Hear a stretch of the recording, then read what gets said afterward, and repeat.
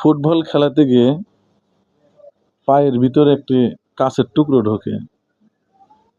সেই কাঁচের টুকরোটা আমরা পায়ের আঙ্গুল সার্জারি করে বের করেছি। দেখেন কত বড়, এই একটু কাছ থেকে দেখেন। এটা যখন পায়ে বেঁধে, যার পায়ে বেঁধে সেও কিন্তু এতটা গুরুত্ব দিয়েছিল না। পরে 2-3 দিন ওষুধ খাওয়ার পরেও যখন পায়ের ব্যথা ভালো হচ্ছে না, আঙ্গুল শুধু পাইকে যায়, তখনই কিন্তু আমরা সেই জায়গা লোকাল অ্যানাস্থেসিয়া দিয়ে কেটে কিন্তু এই কাঁচের টুকরোটা বের করেছি।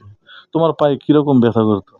আমার প্রথম দিন যখন ঢুকেছিল তখন থেকে প্রচন্ড ব্যথা করেছিল, সেখানে হাত দেওয়া যাচ্ছিল না, এত ব্যথা ছিল। কিন্তু ভিতরে যখন টাচ করার মাত্রই সেখানে আরো ব্যথা বাড়তে শুরু করে।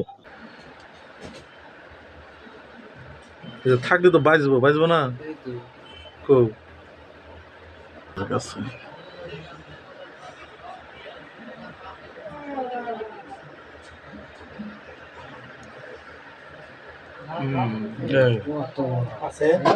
এই এটা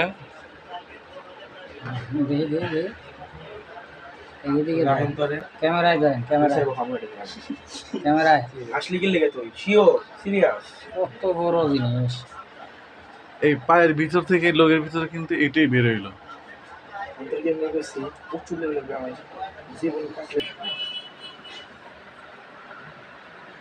এই জিনিসটা পায়ের ভিতরে ঢুকে গেছিল, গ্লাস। হ্যাঁ হ্যাঁ, তো অনেক বড়।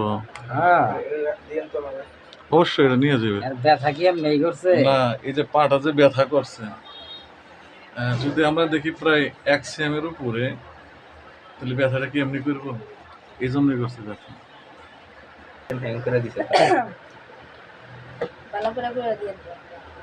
বাড়ি আমার